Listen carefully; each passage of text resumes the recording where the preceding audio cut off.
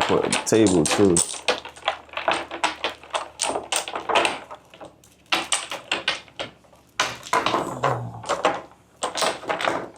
Somebody got the double six? Got you right here. Coming right out. Welcome to another episode of the Domino Dialogues. We have two Philly Rican artists. Special guest today. And today's main topic, I want to talk about creativity. Where does that come from? How is it born? Is it genetics? Is it in our culture, and our roots, and our blood? Today we have Vanessa Vega. Welcome.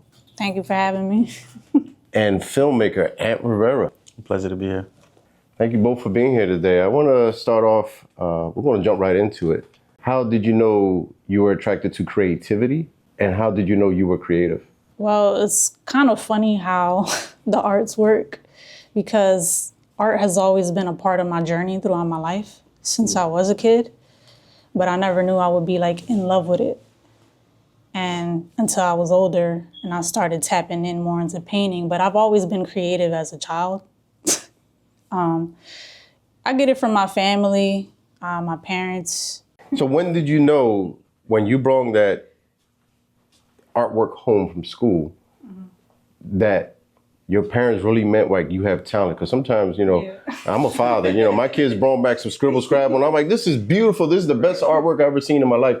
But when did you know they were like, hey, she has talent? All right, so I used to be the kid that used to draw and doodle on the sheets, the worksheets and my homework and all the papers I used to do a little graffiti. I used to get $1 and do kids' names in school and stuff like that. So like I said, I always did art, but I didn't think I was going to like love it this much. So where I actually was doing paintings and murals and stuff like that till later on. And it was kind of like by mistake. Like it was just like, I kind of started tapping into like working on a portfolio, like being more creative, learning to paint. And at first, when I started painting, it was bad. Like it was like two-dimensional. Like I was scared to paint on canvases because I didn't want to mess up. Yeah. So like I used to get like the dollar store foam boards and I used to cut them up and like practice on those because I'm like, but you know what? Like that was the best thing I did because that's how I learned through my mistakes, and it made me a better artist. Did you take up art class in school? Not that much, surprisingly. I did take like a summer program when I was younger. And even that was funny because it's like coming from like North Philly, like I wasn't prepared in that way. And like, I remember my art teacher telling me like, yeah, take like pencils and like, art supplies and stuff. And me being from like North Philly, like I took Crayola color pencils and like, and these kids pulled out like these like boxes with like the expensive supplies and stuff. And like I remember being there like, damn, like all embarrassed. I had like lead pencils. Had to make it work, Yeah, but I learned like that. Like that's, and even like I do spray painting too. The way I learned how to spray paint, like I had a old teacher, like he wanted me to help him do a wall and I'm doing the words for the wall. And like, I'm tracing them out and I hear the kids on the field, because it was a football field. I hear the kids on the field like, yeah, no, that would have looked cooler if it was airbrushed. Or like, I hear them talking smack and I'm like, I didn't take it personal though. I was like, you know what, they right. So then I learned how to spray paint. No, it's pretty creative how the community or the neighborhood or the kids help you become a better artist. Yeah, it's, your surroundings. I'm very inspired by my surroundings as well. Like even before I started tapping into like, the Taina Sisters cultural art stuff, like I do a lot of street art, like a lot of, sneakers hanging on the wires, like everything from like, a lot of people hate coming up in this neighborhood and they speak so negatively about it. But like, I think this kind of helps us like be more creative because we think outside of the box. We ain't got no other choice. Was there a specific program that really helped you tune into your creativity, you becoming an artist? Is there a specific program out here? Or it was something that's developed naturally, organically? Yeah. I think it's something that developed organically, maybe because I didn't feel like I kind of fit into anything. Like, yeah, because there was a lot of times where I felt like I had to kind of create my own path because like, like there's community here, but then I don't feel like it's like community is really community either sometimes. And I feel like sometimes you got to create your own path because certain doors won't be open for you. So you got to be creative. And that's kind of how I partially started like Taina Sisters, was because I felt like I didn't feel like I fit into different rooms. And I was like, I want to just create like my own platform in my own way, my own style. So yeah, I mean, there's definitely a lot of resources, but I feel like there could be a lot more. There's a lot of talent here that's definitely not, it's taken for granted a lot in our own city. Well, I'm learning. Either way, you're going to create your own table. Yeah, pretty much. You want to make that happen. I learned like, you know, there's always going to be like gatekeepers, but like I kind of learned like, you know, God opens my own doors. So like I don't listen. Like I get it. It's annoying sometimes because you got to go through more hurdles and stuff like that. But yeah, like I'm a believer in like what you put in the universe, you're going to get back. So if it's meant for you, it's going to happen. So do you have a favorite mural in Philadelphia? When you drive around, is there one mural that you like, I like that? I don't want to be arrogant. The last mural that I did along with 4 other artists on Front and Susquehanna. Okay. We did it in collaboration with the Mural Arts and North Square Kaiku projects. And I like that mural because it represents the people that are actually from that neighborhood, our culture. I feel like it speaks and it resonates with the people there. And I think that's the best kind of art to have on the street, right? It's like the one that actually speaks to you, you know? That's not like, oh, I don't get this. Art should speak to you. Yeah, something that touches you. Yeah. You know? I feel like similar to kind of, you know, this art installation is kind of centered around Bad Bunny, but in reality, like, I feel like the reason why he's touched a lot of people ultimately is the art, the music. That's really what touched the people, essentially. And then the historical stuff kind of followed up. But I feel like art is definitely like one of the most powerful things, and it gets taken for granted and it doesn't get the respect that it deserves. A lot of times it gets very brushed off.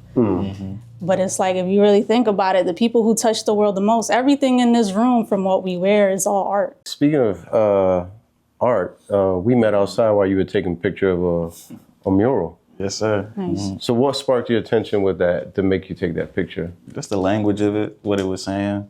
You know, I'll be Puerto Rican even if I was born on the moon. I think that was really powerful. Probably one of my favorite murals. So every time I see it, I always see it in different light, which is interesting. It's a little cloudy today. Sometimes I see it in the sun. It look a little bit differently when it's reflection hitting it. So I was like, yeah, I'm a visual guy, so I love to document when I maneuver. So that's what you caught. When did you first tap into like, I want to be behind the camera, I want to film? Man, I was I guess a late bloomer. 10th grade, I was like 15 years old, 16 at the time. Transferred from Catholic school. I went to Roman Catholic freshman year. And then I went to the youth school, public school right there on 7th and Diamond. And it was a new school because everything was project based. So instead of writing essays, you could turn your work into art. And I didn't want to write no essays. So I was turning a bunch of my poetry into films. So at the time I was writing a bunch of raps because growing up I wanted to be a trapper rapper because that's what I saw growing up. So I lived that lifestyle. And then I slowly started to see a lot of people around me get took from the streets. So I started to lose a lot of close homies, close family members. So I started to turn all of that into poetry. And then one of my teachers at the time was like, "Oh, you should make this, a film," and put a camera in my hand. And I was like, damn, that allowed me to see myself in a different way. So around that time, I started to tell my story and try to paint how I wanted to, I guess, inspire the youth, even though I was a young person at the time. I was a young boy myself, but I think I wanted to document just how I came up and allow it to live somewhere where people could relate to it, people could get out, people could, take some inspiration from it and try to just do something different. I like that. Is there a filmmaker that you look up to or someone you have researched to say, this is it? Yeah, so when I got into, when I started to really take film seriously, I started to look at all of the films my mother would show me growing up. But it was, the typical ones, like John Singleton was definitely one of my favorites. Boys in the Hood, Poetic Justice. And then it wasn't until I got to film school that I realized that I was so far behind with my knowledge of film, because these people will, they'll study Tarantino and Scorsese, and they'll, Lynch, and they're throwing films at you from like the 60s, 70s. And I'm like, oh, I just know a bunch of hood filmmakers, like, what am I doing, right? So I started to, when I was, 19, 20, I started to definitely dive more into filmmaking and study like the language of film. Okay. And that kind of opened me up a little bit more. Any Latino film directors or filmmakers that you look up to or have researched? Surprisingly, I haven't stumbled upon a lot of Latino directors. And not to say that I haven't been looking for it, I just haven't stumbled upon it. Yeah. When I think about the type of films that I want to create, I'm trying to study a bunch of, North Philly, people is just hard to find.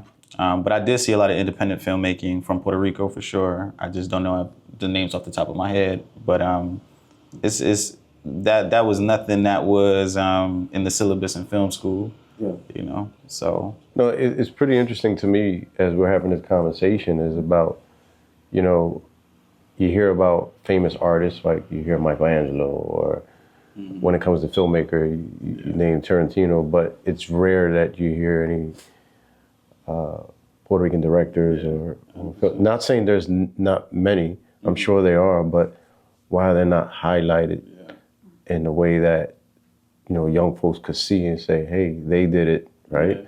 But I appreciate you even telling the story now. I think even here with your journey, even being honest, saying, hey, I'm a late bloomer, but this caught my attention. This is where I'm at with it. I will say that I'm not a filmmaker, but one thing I do know is that that's another form of being an artist. You mentioned the Bad Bunny performance at the Super Bowl. Many people who didn't speak Spanish said, I love the visual. So whoever directed that whole piece had to be an artist on a whole nother level when it came to, I believe, I'm not saying I do know about the director, but for some reason they knew the culture. They understood the culture. I'm pretty sure they write poetry. I'm pretty sure they know how to paint, because whoever came up with that whole concept, that whole piece, it was just beautiful of a love story. Right? And if someone wanted to put a love story out there, and they made that happen. So big shout out to whoever was the director to that piece. And that's why I pay mind to those little things like that. In Philadelphia, there's a saying, Philly Rican. Have you traveled outside of Philly and noticed the difference between Puerto Ricans in Philly and anywhere else? I guess it depends what city you're from. Everybody has their own style. I know there's the whole born in Puerto Rico thing versus born in Philly. Some people don't respect you if you're born here, which is an interesting conversation. Because, from what I've learned being born in Philly, I was raised in the Puerto Rican culture. Like, I do know how to speak Spanish. I did have like that authentic like Puerto Rican upbringing. Both of my parents were from the island. I could tell. They can't, So they're from Ponce, Puerto Rico. And then they came here, had me and my sisters. So I grew up, born and raised here. But luckily my mom did, she taught me Spanish. That's all she spoke. But, as I got older, I realized, like you were saying, there's like a lot of history that we don't know, right? A lot of hidden history. And like, the more I kind of started to tap into myself, which is, your identity, that's a big part, like your heritage and your roots is a big part of your identity, right? So as I got older, I started reflecting, I started asking myself questions, becoming curious of like, okay, like who are activists? Like, like who are these people for us, right? Like, I started questioning it, right? And sometimes it's like, I don't blame people for like not being aware of something that they can't see, right? But it's like, you get to a point where it's like, all right, you have to at least be aware that you don't know everything, right? And you have to start exploring and searching for things. So I started exploring and learning about my history. And I there's so much history that was never taught to me, right? I never learned it in school. I only remember reading like 3 pages on the Tainos and the Spaniards. Yeah. And then, so like, the more I learned, I'm like, damn, like most of our people don't know this history. Like I would talk to other people and they'd be like, oh, I didn't know that. I didn't know the flag was illegal. In Puerto Rico, you get like 10 years if you got caught with it. Yeah. Like I didn't know a lot of things, you know? And like I would even tell like my parents, like my mom and stuff, like, did you know this? She's like, oh no, I never knew that. Like people born on the island, a lot of them didn't know certain history. So when it comes to the conversation of like, if you don't speak a certain language, especially if you're born here, a lot of us were forced to speak like nothing but English. Even in Puerto Rico, they forced people to speak English at one point. So like, I don't blame people for not speaking the language. I think it's more important that you actually tap into your history and know who you are as people, because we need to stay connected. And there's a lot of history here. Yeah. The Puerto Rican flag, the one that you see on the roof, that was in New York. That was created in New York. Like the first independent flag, like that was in Puerto Rico, but it seems like we have so much division amongst ourselves. Yes. It's like we got so much that we're fighting against and uphill battles. But in between that, yes, which gets irritating, is always like when you go to the woods and there's a bunch of gnats. So it's not like something that really hurts you deep. Some people maybe, but it becomes these, oh man, here we go with this topic again. Who is really this or who is really that? But one thing that I can say when I'm learning about filmmaking and art, which is all art, regardless, you put an umbrella around all of it, is that through both of your skill sets, you're able to cut out the divide and bring people together through your storytelling, right? Because then folks be able to find some common ground. Like I could look at your artwork. I may identify, and I am identifying with certain things that maybe another Philly Rican won't, because they're going to see something else in your art. So walking around this morning, just coming in, I'm like, oh my God, you know, I had my little coffee, I had the bread in the back, and then it was the vibe and the colors. You started to feel it, you know, and if that is what you wanted to capture with your artwork, you did. It's like from the door, you felt at home, but then you see a story that's told. Like you didn't even have to tell me it was based around the Bad Bunny, because I just saw so much. Without you not being verbal about it, like by me just walking around, you know, I just poured coffee from the pot. Our friend Millie back there serving the coffee. Yeah, shout out to Millie. You know, we're used to the little coffee pot. We're all fancy now. Yeah. That thing is on the stove, right? And I'm like, this is good coffee here, right? So took it off the pot, poured it right in. That is artwork.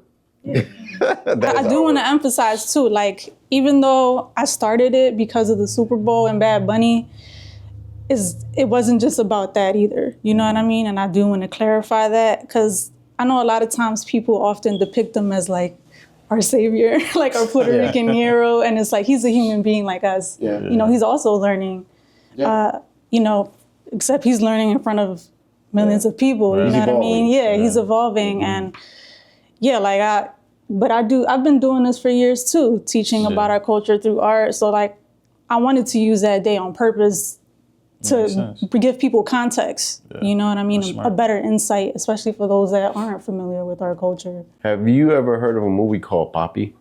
Mm-mm. I would tell folks to research that. I remember many years ago, it's a black and white film. I believe it was filmed in the 70s or 60s. And I would challenge folks to look for it. But I've been trying to find it again. And it was about a Puerto Rican father trying to raise his 2 boys on his own, and just life, the pressures of life, poverty. And he tried to, I don't want to give it up too much, but he tried to pull off a stunt and put his kids in a boat and make them Cuban. And make it look like they were being rescued so they could live a better life. And it was about, it was funny, it was sad. It was, in my opinion, well put together, but it was called Poppy. We'll definitely check that out. Yeah, please check it out. But the reason I brought that up is because it was one of those late nights where I'm ready to go to sleep, but it caught my attention, right? It wasn't no Hollywood blockbuster. It wasn't a Star Wars flick. It was something that I kind of like identify with, not just seeing a Latino male struggle, but being a father, right? And the things you would do for your children, right? And the way that story was told through film. Do you believe there's a story in Philadelphia that's not being told yet? 100%. I think it goes back to the Philly Rican conversation. I think the reason why we be in conversation with, trying to put ourselves on a map is because I feel as though it don't exist outside of Philly. Obviously, when you think about, New Yorican culture is there. Like everybody kind of paint that narrative of like, what is a Puerto Rican? They're gonna go to New York, Chicago. So I think my work, I'm trying to create stuff that I didn't see growing up. And I think when I think about stories that I want to tell, it is seeing the blockbusters and being like, I'm gonna just put Puerto Rican people in it, and try to frame the narrative a little differently. So I think everything that I try to touch or try to write is always with the paintbrush of trying to tell Second and Lehigh's story the best way that I can, or try to tell my mother's story the best way that I can, because that's a Puerto Rican who survived things that, I didn't, and her struggle looked completely different. And I think that deserves to get, put on the map, same as the homies, same as people that, grew up differently. I feel like we just don't get a lot of that representation in a lot of ways. So for me, the film that I'm working on currently, like I made it a point to like, we need to talk about Philly Ricans. And it's the lady at the block, it's the lady at the Botanica, it's the workers just around and just pulling them over to just sit down, have a conversation. That's how you honor the people that come before you. And I love film because, like you said, you late night, bundled up, this film catches your eye. Film has a universal language. It has thematics that anybody from across the world could relate to. Whether it's struggle, whether it's happiness, whether it's sadness, right? There's certain things that allow you to really sit down and like watch it. So when you put somebody from Philly in it, you are forcing people to sit down with the culture of Philadelphia for however long. It could be 20 minutes, it could be an hour, 2 hours. But within that moment, you see me. And I think that's really powerful as a medium. So I think, and it's not to say that it doesn't exist, and I don't want the culture to come at me, because when you ask me if there's a lot of Puerto Rican filmmakers, I'm sure that they exist. But I think I kind of draw off of the work of maybe some more political Puerto Rican people, like Arturo or like Oscar Lopez or like, those people who's been doing a lot of,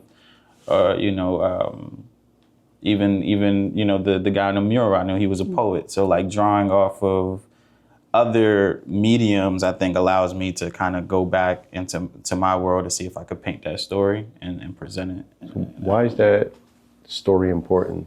Yeah. Why is it important to capture that and make sure that generations even after you hear that story, and why does it need to be told? Man, it's because, for so long we've been erased from history books. I mean, we grow up in an education where we don't get taught where we come from. We are forced to assimilate in a lot of things. So I think when you have an opportunity to be the anchor of trying to tell a story, I think it's the work of honoring the ones that come before you. And that's what I see growing up, right? Like we watch a lot of white film, right? And that's what white folks are doing with their people. So I think for me, it's important because my mother is a human being, and there's a lot of humanity that exists in these streets, right? Regardless of her story. I think that we deserve to see ourselves, because what that would tell the younger generation is that I can also do this. I can also, dream and go beyond my zip code. And I think that's important.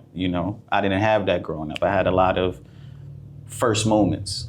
And I'm sure you had a lot of first moments, being the one that had a crown box versus you see the expensive, paintbrushes and you making gems out of what you got.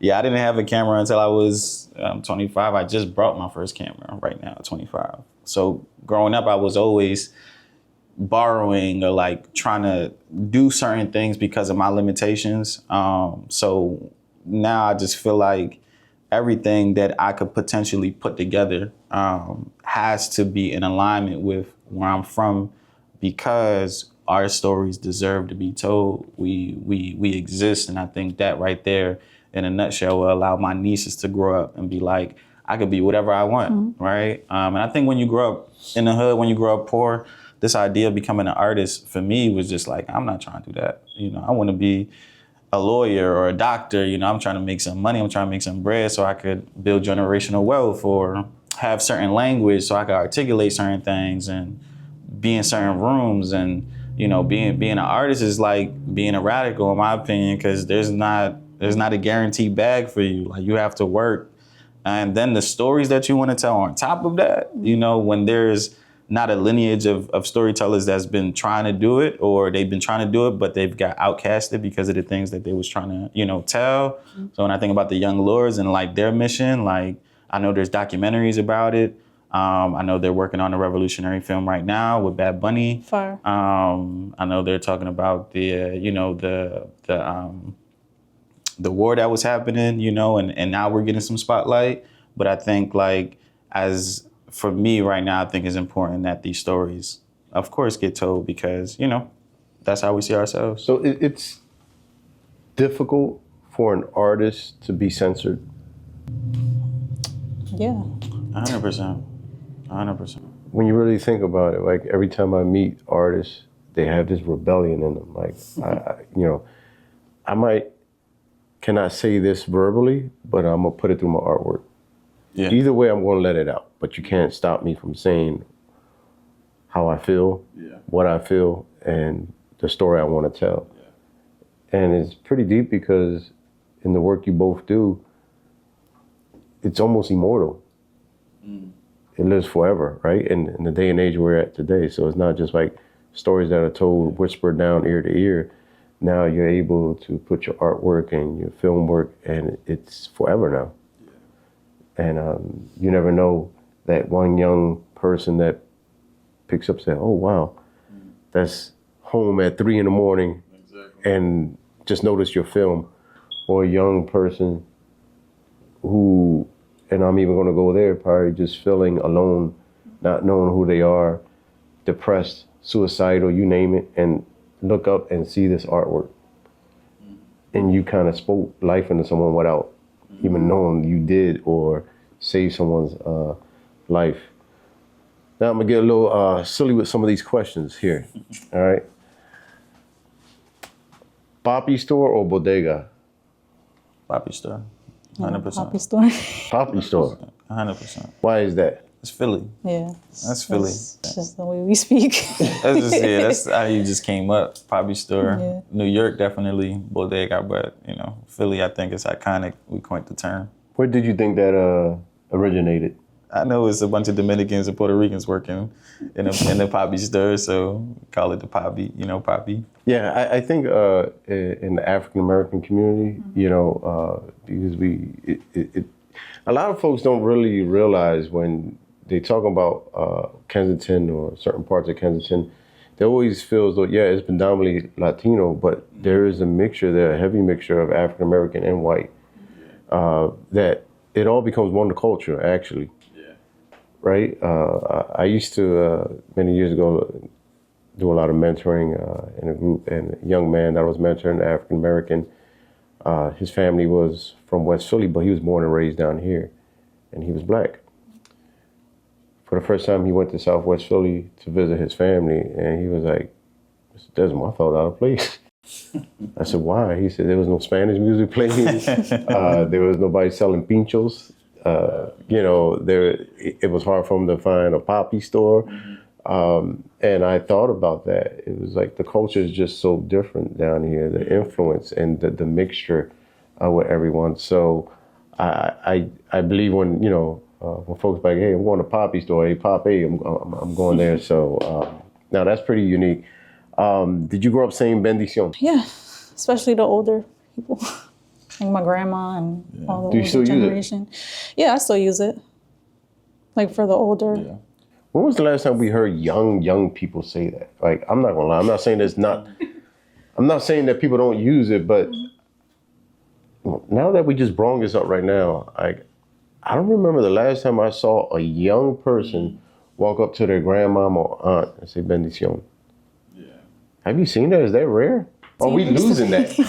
I think we are losing it, and I think that's because we are losing some of the Spanish being just taught at home, or some of the I grew up. It was respect. Like you had to say it, and if you didn't say it, they'll come at you for not saying it. But I also had to lean into that too. Like I personally had to lean in that.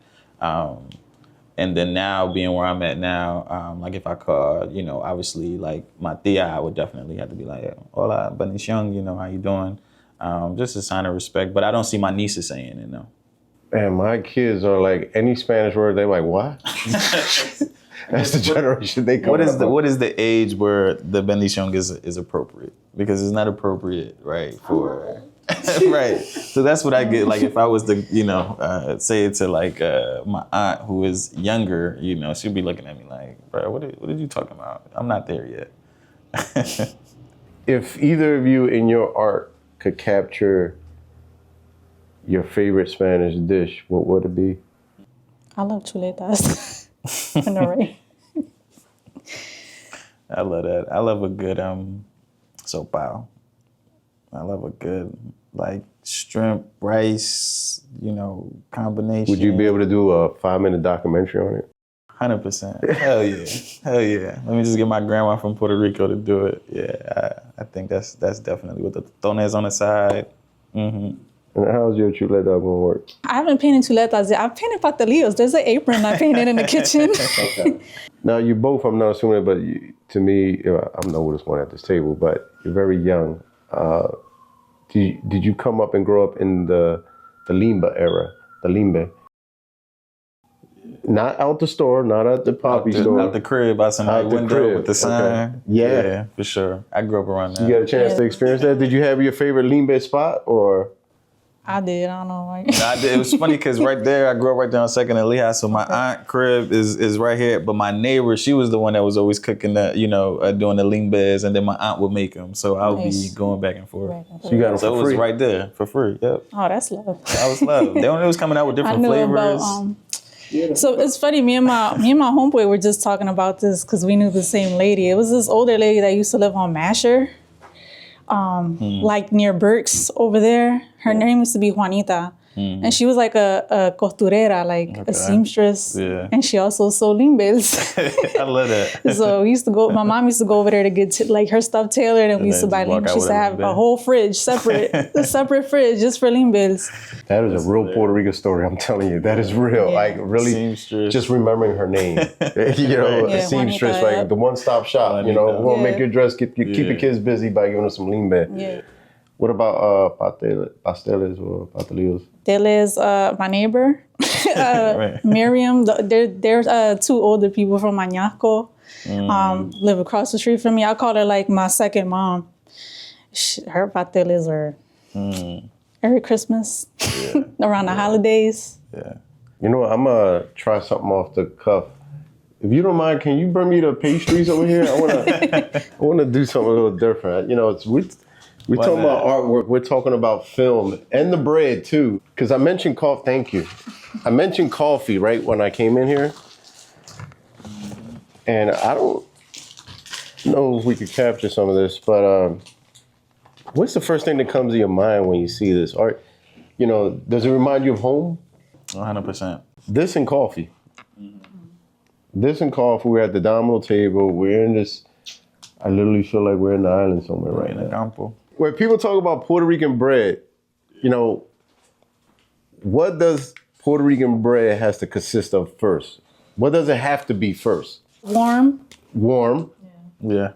Soft, right? Soft, warm, some butter in it. Some butter. What about some cheese? Cheese too, depending on how you like it. I like to dip mine in coffee. Okay, the bread or the cheese? The bread with butter. Some people do cheese. Listen, when I came on in, and lately I've been trying to bet on this health binge. I was like, oh, hell, not today. Today's Friday. And when I saw this Puerto Rican bread, I was like, oh, okay. And the coffee in the pot. In the pot. Yeah, she made it. You get no better than that. I'm at the right place right now. So where we at right now, Ponce? Right, exactly. We in the heart of Puerto Rican. One thing about having those treats, and they were purchased at Fifth Street, right? Shout out to the bakery on 5th and Canberra. So if you're interested in some Puerto Rican pastry, off of 5th and Canberra. No, I love this, and I love having you both at the table here at the Domino Dialogues. I just want to say that you both were here. I could see you both as future stars. I could feel it. You talking about the universe.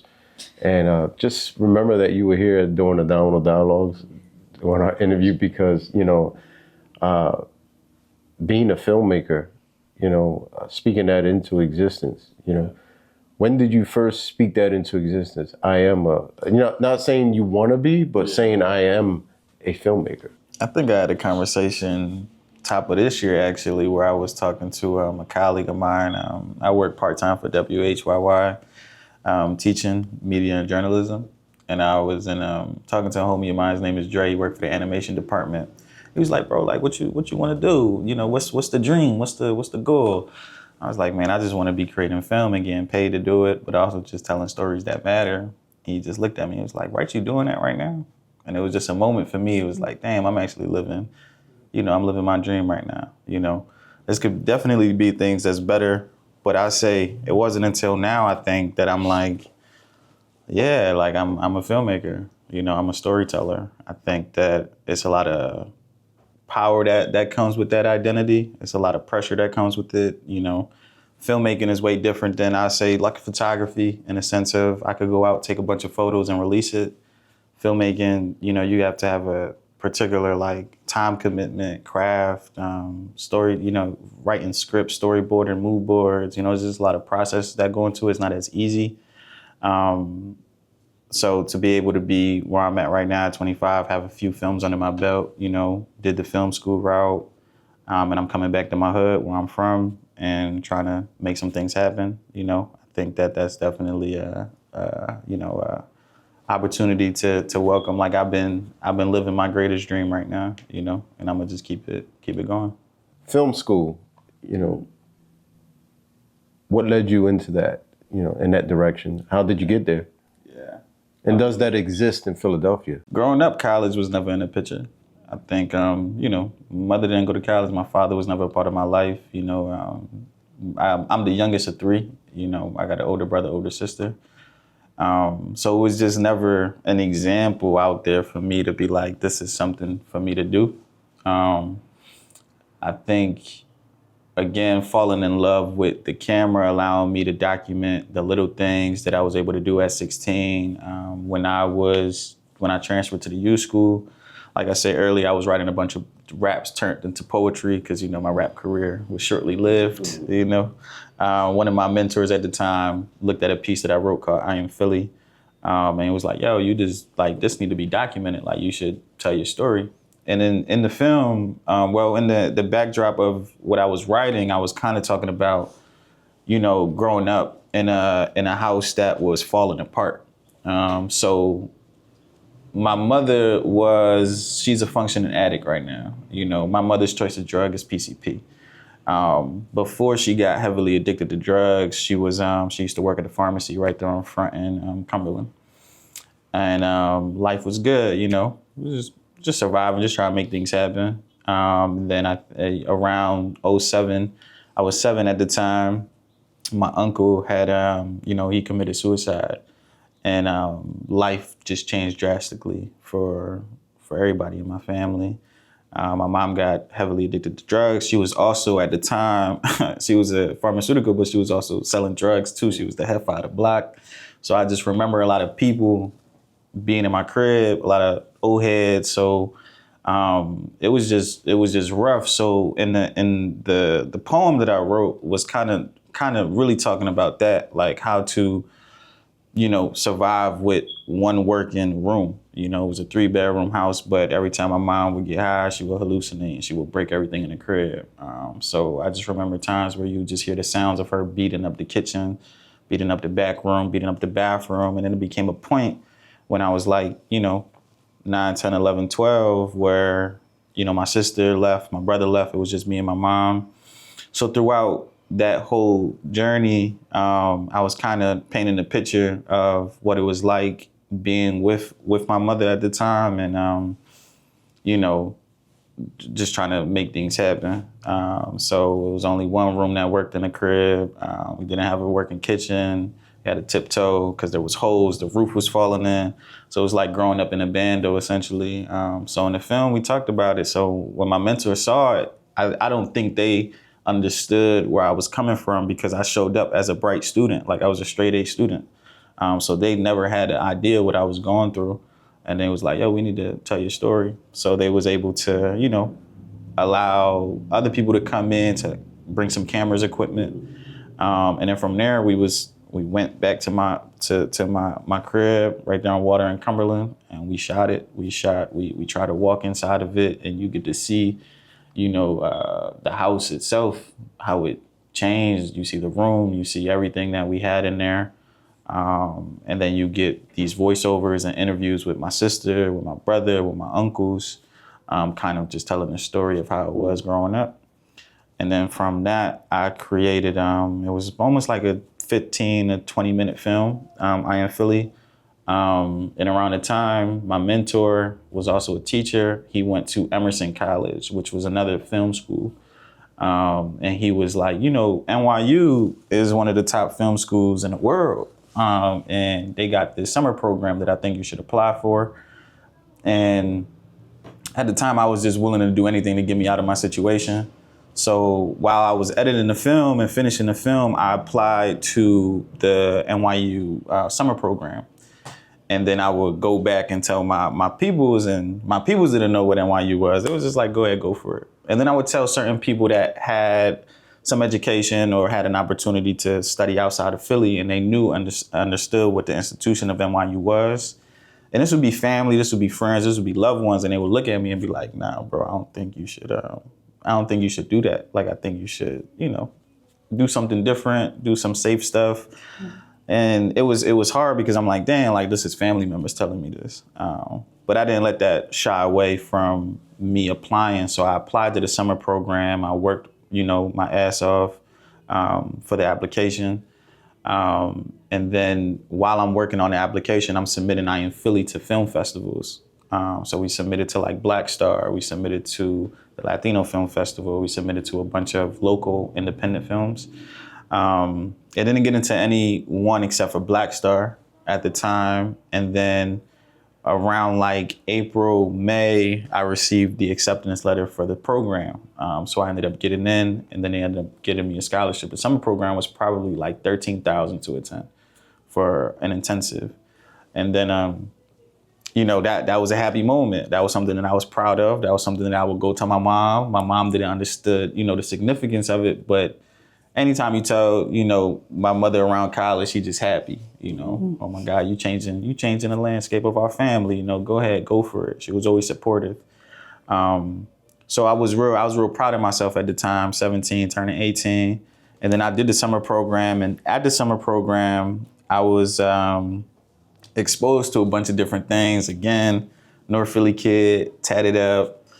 I got a specific dialect. I talk a certain way. I dress a certain way. Mm-hmm. And I'm in there telling stories that, you know, I'm telling stories of the poppy store. I'm telling stories of addicts. I'm telling stories of, you know, drug dealers. I'm giving life to people that I saw growing up. And I think NYU people just didn't understand what I was doing. So it was a lot of interesting moments with professors or even people that I thought looked like me. And I would, you know, I was listening to different music, and that's when I realized that I was different, but a lot of people from my hood just don't get the opportunity to do something like that. Because I was in there with Black people, Puerto Rican people, you know, Latino people that came from the suburbs and who had money, but they talked a certain way, they looked a certain way. So I just also couldn't relate to people who I thought looked like me, and I thought that was really interesting. At the time, I was writing something, it was called Black Butterfly, one of my first films, and it was a conversation between a little girl and her father who got incarcerated, and he would send her poems, and she would see it in the form of a butterfly. And I remember one time being in the program, my professor ended up telling me the dean wanted to talk to me, and I was like, oh shit, I'm about to get in trouble. But then I didn't realize that the dean in high schools was different than the deans in colleges. So high school deans, every time you saw them, you know, it was a problem. They were always, you know, it was always for bad behavior. So I'm thinking, then I'm getting sent to the dean's office again. What did I do? But they was telling me it was a good thing that the dean wanted to talk to you. His name was Michael Burke. He still is the dean of film and TV at NYU. Sat me down in his office, and I remember I knew exactly what I had on. I had a white tee, polo tee, had on these blue polo shorts, but the ones with all the horses. So had my Nike socks, had the fresh Air Forces on, real Philly. Probably had a Philly cap on like I do now. And I'm just in there and I'm just chilling like this. And I'm talking to a man who has a lot of power, a man who's been in this institution for years. And he just wanted to get to know me. And that was the first time that I felt seen in that institution after being there for so long. Nobody was really interested in working with me. You know, we would have filmmaking as you with a crew. You know, it takes a lot to do this.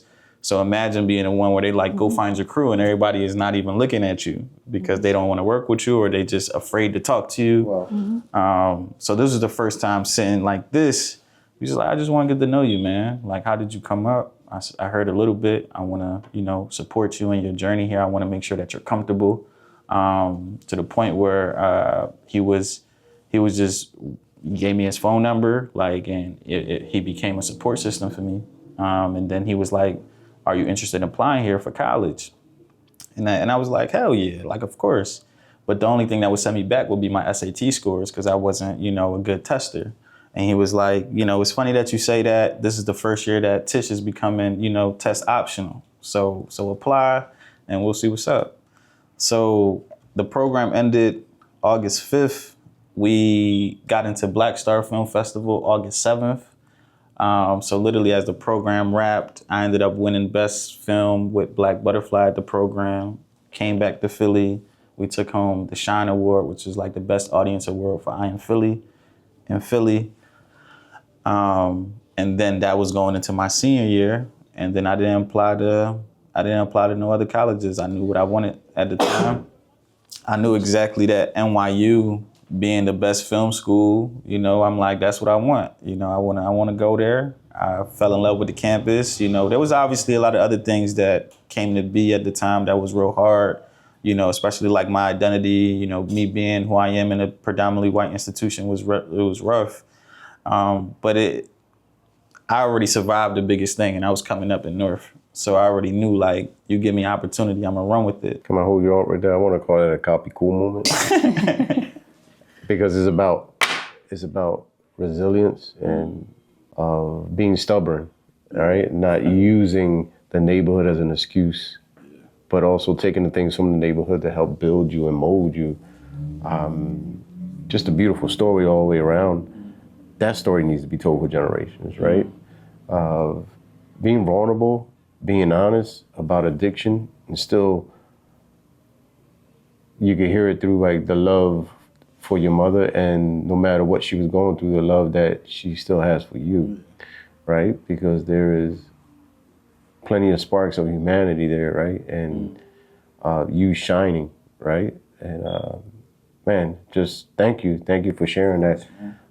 Very, very powerful.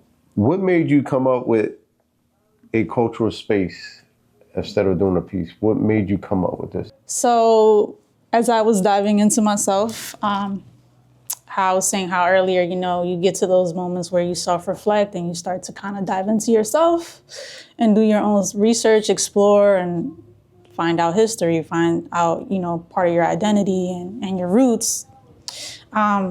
You know, like I said, I found a lot of information that was important that wasn't really being shared, that wasn't that popular, you know, in our own communities. Like, not knowing our own history is like, you know, it's not cool to have this hidden. Like, this needs to be known more. So I started painting about it. And so Taina Sisters kind of became like that platform where we would just share information through art. And even share like other artists too, like whether it's dancing, film, music, everything, you know, that makes us like, you know, makes up our culture and our community. So I just thought it was just important. And so we came up with Taina Sisters. And then so recently for the Bad Bunny event, like I've been meaning to have an event already, but I was like, you know what? That's the one day. I was like, where I think that should be the day where like I should have an event, right? To give context, you know, and that insight, especially like also for people that aren't from our culture, right? Because everybody's going to be tuning in for this performance. But again, a lot of times, you know, the music and things can be very clout driven, right? But it's like, you know, no, there's like an importance to this. Like, you know, I know it's cool now to like embrace your culture, but like it's important to really know it and tap into it. So yeah, I was like, you know what, I'm gonna do it. And man, we did it within a week, like a week span. Created this installation for the purpose of showcasing the Super Bowl event, but also teaching you through art. Yeah. You know, with the help of the owner, Millie, who allowed me. Shout out to Millie. Yeah, and it's people like that, you know, that just allow creatives to freely, without any boundaries, do what we do best. You know what I mean? If there were more people like that to help us in the community 100%. Versus, you know, set hurdles and obstacles for us, because that's one thing I do want to point out too, not a generalization, but like there are people in high positions, right, in the community, like certain leaders and stuff, that sometimes they don't realize that they lose the plot, right? Like they hold on, we got another copy cool moment here. We got another copy cool moment. Can you repeat that? You need to repeat that. That's a copy cool moment. Yeah, not all, right? Because there's a lot of people that do great work. Like one of my favorite mentors, OGs, is Edie's Brown from Norris Square. That lady, she made me feel seen. Every show we had so far, everyone is name dropping Edie's Brown. Yes. Every show we have, she's so mentioned. The thing about Edie's Brown, she was one of my first introductions into the Puerto Rican culture. She planted that seed in me as a child. Growing up in Norris Square, my mom used to take me to some of her seminars where she used to teach about Puerto Rican culture. She's from Loíza, Puerto Rico. So a lot of her teachings are from like the town where she's from, which where a lot of Africans were, and bomba was created and all of those things. And yeah, she planted that seed when I was smaller, and then I reconnected with her when I was older, like when I was exploring into my culture and everything like that. Like I ran into her one day and I'm like, you're Edie's Brown. And like ever since, she's always been the type of person, any room I'm in, she'll be like, hey, come here. She'll introduce me to like everyone. It doesn't matter like how big the room is, important people, she doesn't care about that. That's what I love about Edie's, is like, she's very authentic. You know what I mean? She's very genuine. And like I was telling you, it's like a lot of certain people in the community, it's like they get to these positions and it's like, again, they may not be aware of it. It's not like some of them purposely do it, but they kind of lose the plot. They kind of get gassed up in this position, and it just turns into like, I get you want nice things, and you know, we all have our lives to live and stuff like that, but it's like, isn't the point to help the people in your community, right? That part. And like, just like you, like you're a talent in the community, right? Like we know a bunch of people in this table right now, rappers, singers, dancers, all of that in our community that could use the help right now, and all they just need is like a platform. And I feel like the older generation sometimes, one of the things that, maybe I see this as a millennial because I'm like in between, so I kind of understand more. But sometimes like, okay, like, yeah, they have a lot of wisdom. And you know, like I said, Edie's like, she's a very wise person that I look up to. But some of the older generation also forget, like a lot of these activists, the Young Lords, the Black Panthers, like, you know how young they were? A lot of them were like under 20. Like some of the oldest members were like 20. You know, so when you talk about how you started, how you in your youth, like you started doing things, but you know you were young, it's like oftentimes nobody takes us seriously, right? Especially as artists. I talk, And it's like, yo, we're the ones that need to be heard. You know what I mean? And the youth will tell you what they want, like what they're interested in. You know what I mean? It's just sometimes the adults, they think you got to go through the same hurdles sometimes. And it's like, yo, like not everybody has the same path. And if you have a platform, that's how you help the community. That's what's holding us back. You know what I mean? Like, just give them, if it's something positive, just allow them to do it. You know what I mean? And I just feel like they're just not aware of it sometimes. Like, I've seen it, I've experienced it, you know, like when it doesn't have to be that, like just allow they get all the creatives and let them do what they do. And, I get there's also a business aspect to a lot of things. But I feel like the day that we realize that a lot of the creatives in our community are like the most powerful people that we have within our community and actually uplift them is the day that we come up as a community. I agree 100% with that. Most definitely. Yeah, I think it goes back to us, speaking earlier about an artist cannot be censored. No, we just won't. I agree with that. I feel like the older generation is gatekeeping. It's almost like if they was to put a young person on, it's like they'll lose what they have with the institution or power that they hold. Versus we just see it like you just create an opportunity. Imagine the work and power that we could create together. Right. It's like they expect you to prove yourself. Yeah. Like, and I get nothing comes easy. 100%. But like, sometimes they kind of do make it. Yeah. It's funny because I'm like fundraising for my film and I got Edie Brown on the project too. And I was able to interview her, but she treats me like a son. She has that Puerto Rican spirit. Like when we talk about what does it, that authentic spirit of like opening your door, she cooking. She got this big olla, like probably the size of this table. And she'll cook like a caldero of rice and then give it to the community just on random days. Like every Sunday, if you're hungry, you could just go down Pout Dirt and she'll give. So that spirit, that energy is everything that you would want for in terms of what the elders is bringing to the table. So when I was able to talk to her, it was the same thing. It was just love and the medicinal products that she has, the herbs. So she's teaching and educating. And that's in the backyard of our hood. But fundraising for my film now is interesting. I feel like I should be fully funded right now with the concept, with the people. I mean, I have Edie, I have Samuel Lynn, I have some heavy hitters in the Puerto Rican community from Louisa, even in Philly. And I'm not begging, but I'm coming up with creative ways to make money. And I just feel as though there's people who hold power at institutions where they could just sponsor it and be a part of it and really curate that language. Well, I'll do the begging. I'm gonna do the begging here. This is Edwin Desmore here at Domino Dialogues, and I'm asking and I'm begging people to support this young man, this brilliant young man here out of Philadelphia, Philly Rican, who's making moves. How can they follow you, and how can they support everything that you do? Right now, I got a GoFundMe going right now for my film called La Lengua de Tambor. It's a film around bomba, tracing it back from Louisa to North Philly. And I have Samuel Lynn, a part of the project, who's one of the most famous painters in San Juan, in Puerto Rico. Lived in Louisa. Obviously, I have Edie Brown, a part of the project, somebody that's been preserving culture since the 70s, 80s in North Philly. But it's a film that traces our lineage from the slave trade to Louisa, how bomba was started, but also how we kept the culture going.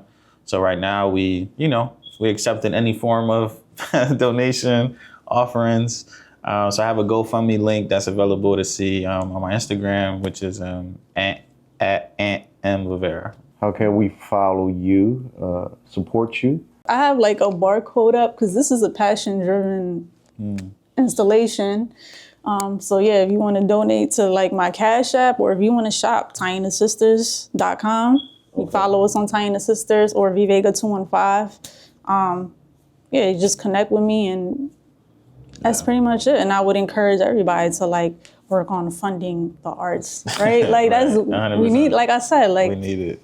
The day that happens, where we get funded, imagine how dope this neighborhood would look, and how much it would stand out if creatives just took over 100%. And were actually compensated for what they deserve, right? Well, we're actually right here on 3rd and Lehigh. Big shout out to Millie, right? Big shout out for opening the space to have this conversation, for you to have your artwork displayed, your talent. We need more people like you, Millie, to open their doors so we can provide spaces for our young artists, our future generation, because this is, you both for what we talk about, right? What is good in the hood, right?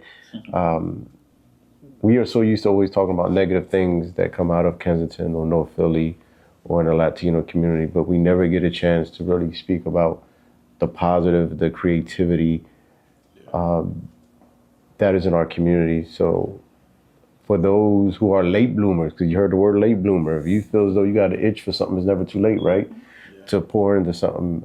Any last things you want to say to a young person watching us? Don't be afraid to be different, you know? Don't be afraid to shoot beyond the bubble of where you're living at, you know? Go create, go be great, trust yourself. I like to say I run my own company called The Young Boys, and I like to tell my young people, you know, don't forget that you are your greatest gift. Do your self-work, you know, and remember where you come from. So for a young person who's sitting in a house of chaos, any motivational words for them? I mean, I know what it's like to be in that position. So speaking from a place of, you know, that, don't be afraid to ask for help. You know, don't be afraid to hit up somebody just to fulfill a void. You know, talk, don't let your pain or let the trauma, let your circumstances linger. Remember that you got community and loved ones around you. Even if you don't feel it, just know that, you know, you got that. So don't be afraid to say something. Don't be afraid to talk. So people like us could find out and we could help you. I think there's genuine people that just want to see you win, you know, that want to see you grow. So I think, and I know that's hard. It's hard to tell somebody that's growing up in chaos who, you know, trust code and, you know, the politics of being from the hood is you just don't trust everybody. But, you know, you trust that the ancestors is with you and that this is just temporary. You're just living in the season right now. A message to the gatekeepers. Open that shit up, man. Ain't no space for y'all to just keep. I mean, the best thing that you could possibly do is give knowledge. And, you know, they say that the elders, the best thing that they could give us is wisdom. You know, don't gatekeep, man. And I think we're not asking for permission at the end of the day. As a matter of fact, that's another copy Kumo. We're not asking for permission. That's an artist speaking.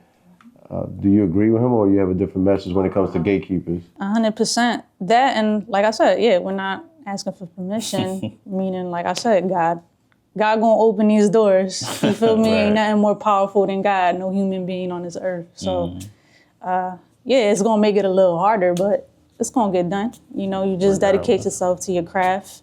If you don't have a purpose, then your purpose should be to find your purpose. And just follow your intuition. That's like your GPS. It'll lead you to where you gotta go. So if 30 years from now, someone is watching this Domino Dialogue, this episode, what do you want them to really know about your generation? Yeah, that we kind of stood our ground, and we're open-minded. Like my generation is more open-minded, right? Which allows us to evolve more. And yeah, just remember that like we just stood, well, for me, just being original to myself, not being a follower, even though like we're all followers to a certain extent with some of the clothes we wear, the brands and stuff, but like just doing what feels right to you, being authentically to you, despite of what people say, right? Like just trusting that gut feeling. Hopefully like 30 years from now, like it'll make an impact, right? Because it'll inspire others to like do the same and not really kind of be swayed by other people's opinions or criticism, especially in the arts, because we get it a lot. You know what I mean? So you got to really know what you want, who you are, and just do that and stick to it. 30 years from now. 30 years from now. At Rivera. Damn, I'll be 55. First, I feel like to even be an artist today, I got to give credit and thanks to the generations before us for us to even be able to do the type of work that we do. When I think about, you know, before I don't think, you know, to choose to be an artist back in the day was just not something that was just on the table because of politics, right? So I give all the thanks. I want to say that we are the dreams of our ancestors and we are living in it, right? And what does that look like? That looks like us not asking for permission to do certain things. This is the generation that's going out there to get it, making opportunity, making things happen, creating things that's probably never been created before. Yeah, I would say, you know, our generation is the generation of, you know, the answered prayers, I feel, where we are able to go out in the world and create, and say things that may have been, people would have been killed to say before, and I think that we hold a lot of power in that, and I think that I want people to look at us as the generation to receive from the ancestors and then go out there to put everything on the map. We're gonna put Puerto Rico on the map. We're gonna put Philly on the map, and we have the access and tools to do so. This generation kicks gates in, right? 100%. Yeah, I'm gonna kick the gate in. I could actually see 30 years from now, I won't be around, but I don't know that. Yeah, I don't. Right? But I could actually see 30 years from now, younger folks speaking of you two in that Edie Brown context, right? How much you done for them, how much you made them feel, and that's the goal, right? To pass things on, right? Provide, a road or a form of light for them, someone after you to make it. Because if you did it, then they can. And it's needed. And you said something that really stuck out to me, which I really love. Everything's about evolving. You mentioned that a few times, right? Open mind. Mm-hmm. And I will say that your generation, I'm way older than both of you, but your generation, which I really love about, is that you have an open mind. You see the world different. It just isn't about an artist, because I believe artists already have a naturally gift to have an open mind about the world and people. But I believe that this generation coming up, they're more open to other cultures, other religions, just people in general, whether it's gender, whether it's, sexuality, whatever it is. This generation has a bigger heart. I want to say bigger heart, but their hearts are big, but their minds are open a little bit more, which allows us to evolve to something better, right? Because sometimes we get caught up. Tradition is good, but then again, sometimes tradition could really hurt us and leave us stuck. But this generation, I'm really impressed. Sometimes I listen to my sons and how they care about people, how they respect people, no matter who they are, what they believe in, where they come from, whether it's gender, race, sex, whatever it is. It's just about respecting people, loving on people, and giving people an opportunity. So big props to this generation. Again, we are on this show here, a Third and Lehigh, right? Shout out to Millie again for this, because you know what? It's this type of little gem that matters, right? If we could bring attention to this, right? If we could bring attention on how maybe this could be a spot, how we could get funding for Millie and her building, and how folks could bring their artwork here to have when people come tour Philly. Why can't we be a tourist spot? Yeah. Right? Why does it have to be downtown? Why can't that double-decker bus stop by on Lehigh and have folks walk in to see this, right? Donate, grab souvenirs, and learn more about the culture. Gentrification is in our neighborhood, and it's a reality, right? And it's a touchy topic because there's so many different perspectives. People have different views on it, especially older, elderly folks, folks that are just used to certain traditions. Mm-hmm.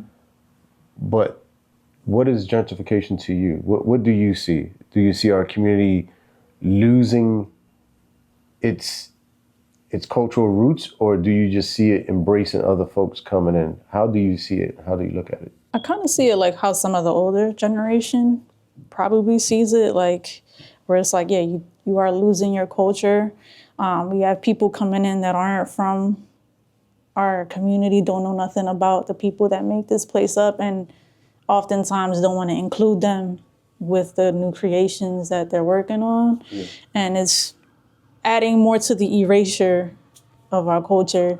So Yeah, that's pretty much how I feel about gentrification and just people coming in that don't understand us. Like, for example, the story I was telling you earlier about Millie and her and her roosters. You know, we got the new neighbors moving in, and they're acting like, you know, it's like a HOA. Like, and it's like, yo, this is North Philly. What did you expect? Like, she got roosters, and they're complaining that the roosters are too loud. For me, I look at it as like definitely a way to get our people out of 100%. My mother, again, she owned a property on water in Cumberland.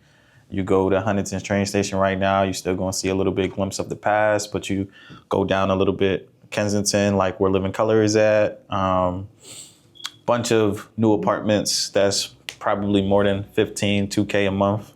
So the hood is just changing drastically. And then what they're doing is, you know, they'll come up to people who don't have language around property ownership or who don't understand the value of what property is. And they'll be like, hey, I'll give you $5,000 for your crib. And then they'll flip it and they'll make $250,000. And for people who grow up how we came up, some people may think 5K is a lot. Some people may think 10K is a lot. So they're taking the money for them to just be right back in a situation of trying to figure some things out again, right? So I think, when I think of gentrification, I think about housing and the politics of housing and like redlining. So I go all the way back. That's the deep filmmaker in me, right? Yeah. I'm thinking about the racial divide on how even the hood was created. So it's always been a tactic to kick us out and keep us boxed in or trying to figure out some way to make something work. But I'm not for it. I don't like it. I would much rather city council or people who represent these zip codes, we need to have the community at these board meetings. We need to be a part of the conversation of how can we better our projects? How can we better our own housing to beautify my own home rather than trying to give me $1 to kick me out and then put me somewhere else, down Somerset or down Erie. So I'm just not for it. I feel like if we could have conversations with the community so you could hear them out and they know what's happening too.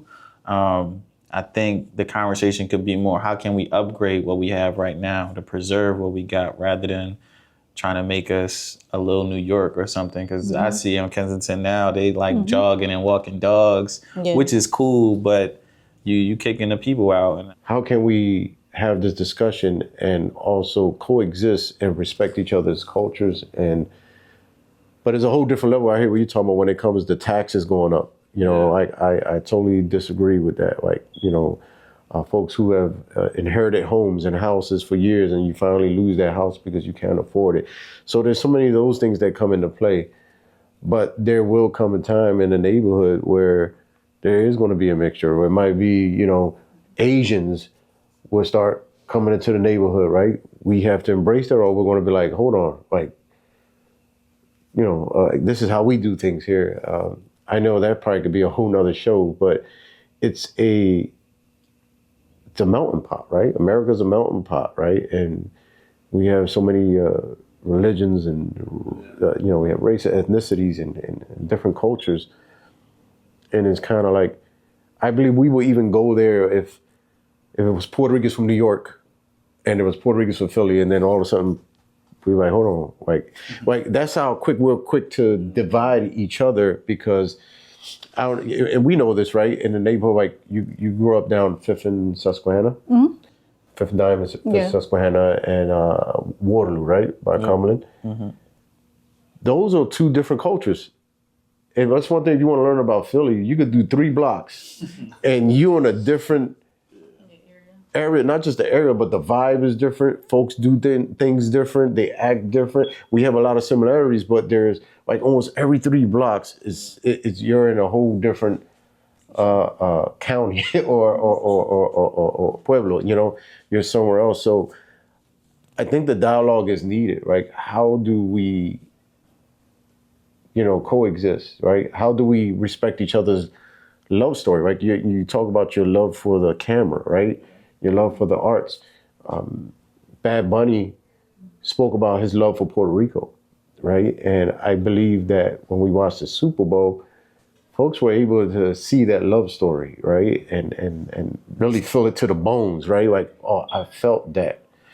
And I also believe that many people who are not Latino felt that and understood that. So he was able to win people over. Not everybody was negative about it. There were so many people saying, wow, that was beautiful, right? Because tourism picked up down in PR. But it's kind of like, how do we coexist, right? How do we still have this and someone from New York living next door and coming to visit and saying, this is beautiful, this is artwork, right? Or, how can we accept that they're walking down the block with their dog? I'm using that because that's how you know things are changing, right? Because once you see them walking down the block with that dog, like, okay, taxes about to go up. It's sad that we live in a time where, when we think about where we come from, we understand that we got lack of resources. Our education system is flawed. The things that we eat every day, right, is not as healthy, right? We got a bunch of liquor stores. We got more institutions of policing, than resources that's actually out here. So when people have this idea of, why do we have to coexist when we are the marginalized? I think that is hard for people we already dealing with so much, right? So it's like, when gentrification happened, when white people come in, it's like we need to sit down with the white folk and the Puerto Rican folk and the black folk and have this conversation of how, and it's just like, that to me is crazy because we already going through, life and trying to figure out what works for us. I think the conversation is more of why when white people come now, we starting to have conversations around a Whole Foods being in the hood or liquor stores being turned down, or like now we got, healthcare, or, all these other things, or better housing. I'll give you a perfect one. We watch our community go to community meetings, right? That's why there's a reason when people say community don't like to come out to meetings, because they've been used up in all these meetings, right? Folks will come in, do their focus groups, get a $25 gift card, so it becomes conditional, even exchange. But I want to talk about a perfect one. Right up Lehigh, the bridge, the little bridge like Emerald Street, there's a little bridge underneath. The folks are down there with their tents and living underneath there. So our folks got to put up with it, right? We got to accept it. But as soon as developers were buying property on site, it was cleared up. You should put a copy there. There you go. No, it was cleared up that fast. And I was like, okay, so for the past 10 years, the community has been coming out with meetings and doing surveys and having all these discussions about we need our blocks safe from our children stepping on needles. But when a developer brought some property, that was able to clear, right? The Lighthouse Community Center is on Howard and Somerset. And a couple blocks down, it was a lot of hustling going on. But they started to buy houses around the area, starting to gentrify. All of a sudden, the drug dealers were cleared out. They did all types of raids. Again, the community was saying, for so many years, we've been reporting this, we've been going through this, and they're trying to figure out what is the difference, right? So I hear what you're saying when it comes to that. But I'm glad that you said that, because I know there's going to be folks watching this saying, well, everybody wants to bring something in to feel different. So I'm glad, and this is the reason why we have this dialogue, because this is what people are thinking. And this is why I'm learning people would throw on the comments and really love to rip me apart. But it's all good. It lets me know you're watching. But at the end of the day, it's a real conversation to have. And why does the taxes have to go up, right? And then, like you said, why do we have to get rid of the rooster when the rooster was here before you got here, right? Millie snapping her hands over there. But basically, it's so much, but this is my question too, and it's a legit question, we might not be able to answer it, but, and what I believe also is that sometimes gentrification is a way of saying, we don't want to coexist, we want you out. So we're going to put all these things in place. So the Whole Foods really is not for you, right? Because you can't afford how much it costs, right? So going back to what does that look like when you said bring the community to have that conversation? Like, what does this look like? How do we have Whole Foods affordable for the community that's still here instead of pushing folks out? Like, how does that look like? But how is not us learning to coexist with someone else, folks learning to coexist, moving on into to the neighborhood saying this was here, this is how they do things, and just breaking it down. So no, it's a good conversation, man. It's just so much.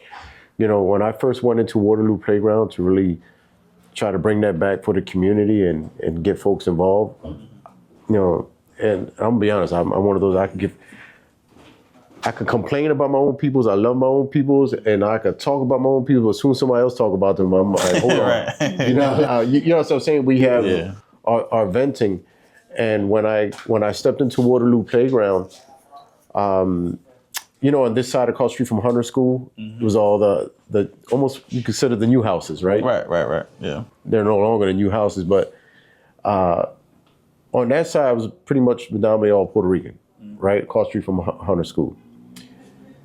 Those families working class. What I mean by that, I'm not talking about rich, middle class, just working class. They work, they bust their behinds to be there.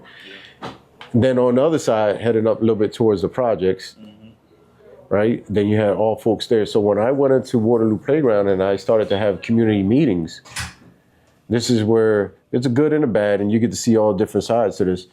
Where the community meetings, the folks, the Puerto Ricans and the blacks that lived on that one side, the working class, they would be at work all day and would still make it to a meeting.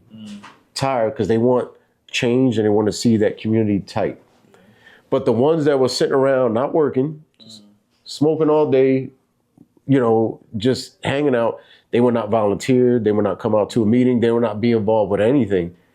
But then when we started making moves, you wanted to use it, but these are the folks that had it. But the interesting part is I used to try to get them involved with meetings because I knew a change was coming into that neighborhood. And the only way that can happen if there's divide. But nobody could touch you or move you if you're sticking together. Like you said, coming to the table. So you go back now, Waterloo's like, after the pandemic, it's like, what the heck? It looks like another city. Yeah. All the houses, so all the hard work we put in to bring it back for the community, they don't even get to enjoy it. Now the folks, they're still there though, the ones that live across the street from Hunter School. Yeah. They're still there. They held their ground. They made sure they were not being moved. They held it down. But now when I run into the folks that were across the street, oh, they kicked us out. I'm like, dude, I've been trying to get you out in these meetings, or they did this or they did that, and I felt bad, but then I didn't. Because the reason I wanted to share that story is like, you have to be involved regardless. Yeah. You just can't sit back. If you let someone else advocate for you, then you feel like it wasn't that important to you. You need to be out there yourself, getting to know what's going on. And one last one I'll put out there, I went to visit my father. He lives on 6th and Indy. And while I was sitting in the house, there was a shootout. So, just like everybody else, you lay down on the sofa. And then after it's done, I'm thinking, man, my truck. So I go outside to make sure that my truck is not shot up. And it's a shame. Some neighborhoods, folks got to live like that. Folks have experienced that. So when I go outside, you see everyone else coming out their house to check their cars. It's like a routine. I'm like, this should not be normal, right? And now someone in that crowd recognized me. They're like, yo, he's somebody from the community. We could get to him and talk about this. And I was like, okay, so they all came down. I said, what's going on? Hey, can you talk to the captain or can you go down to the 25th? Can you talk to the council person? And I'm thinking to myself, you know what? Years ago, I was like, no problem, I'll do that. I was like, nah, how about this? How about we all go together? I'll be a mouthpiece. How about we all go together down to the district or to the council person's office? Pero I was like, hold on, like, I don't even live on this block. But you want me to go speak for you. Now, I found out that there were plenty of community meetings at Potter Thomas that was right on that same block. So many meetings, so many things took place, but nobody shows up to that. We'll show up to a Mark Anthony concert, right? We'll buy these tickets for certain things, but when it comes to this, you have to take the extra step to get out. So the generation that you guys come from, you get out. You're going to speak up on what you feel ill against, right? You're going to protest You're going to advocate. You're going to make sure that your art or your voice is being heard. There's something about the generation I came from where they got a little too comfortable. Not all, but they don't want to get out and do anything. So I was like, how can I go speak for you? You wanted me to speak for you, but you didn't want to come with me. I would have done it, but I just needed you with me. So what I'm trying to get at is that in our communities, you know, if you don't want it gentrified, if you don't want the drugs in there, not just the gentrification, just anything, violence, anything, it takes for you to show up to a meeting, right? But we need to find our voice again as one, right? And there's strength in unity. And I believe that once we have that and we pick that momentum back up, no one has to move. Nobody's taxes has to go up. If you go down Allegheny, which is still sad. I used to be a dean. Speaking of a dean, I used to be a dean at Stetson. And I remember we had to stand at the door sometimes we have the gloves and some napkins and a couple of things because kids will come in, have needles stuck to their shoes or human feces under their shoes, right? Or sometimes a kid will get stuck by stepping on a needle. Why is it that our children have to deal with that, right? They have to walk outside and can't even walk on the pavement. They got to walk in the street. Some of them can't even wait at the bus stop, right? But if you were to take that same crowd that's laying around on the floor with the needles and everything else, if you were to put them in Northern Liberties, they will be cleaned up within 20 minutes. Yeah. But for some reason, we have to accept it. Yeah. But that's where I think community, we just can't have one person. It doesn't take one elected official. It doesn't take two elected officials. It takes a community to get out together. We somehow need to find that motivation to find one voice because there's power in numbers. If we get together and say, hey, I don't want this on my block. You know, I'm dealing with families that they can't even open up their windows. They don't have an air condition. But if they open up their window, the smell of human feces is coming into their house during the summertime and it's hot. They have to smell all that stuff that's out there, right? And sometimes the drugs are coming into their house and people walking around high don't even know they're high because of the after effect of the PCP coming through the fans and someone smoking outside. Or people can't even get people off their steps. This is a reality that people are living in our neighborhoods, but we just need to find some type of one voice as a collective, like everyone together. We don't have to agree on everything else, but we can agree that we want a better neighborhood and we want a better life. So whether it's gentrification or whether it's drugs and violence, we need to find that voice together because there's no way in the world we should be dealing with what we deal with. There's no way in the world our kids should be walking in the street just to get to school when you have a pavement. You know, you heard of DHS, right? Child Services. When folks call DHS in, it's because the child is in danger, right? So they usually go to a home, they look around, and if there's not enough food, if the place is unsafe, if the place is even dirty, right? Chances are they might put the parent or guardian on probation or the kid is being removed. But if you look at that neighborhood, should we remove all our kids to a safer place? I'm not talking about the house. I'm just talking about the neighborhood, period. Is that a safe space for our kids to live in? And there's no blame of the parents now because many of them are good people and they work trying to get out. They're trying to make a living or not even trying to get out. That's their neighborhood. That's where they live at, but they're dealing with all these things. So we have so much to unpack, but I believe that your generation is the one that's going to make and move the bar and speak up and somehow through your artwork, your film. And it goes back to Domino Dialogues, Somo Society. It goes back to your film. You know, it goes back to your art.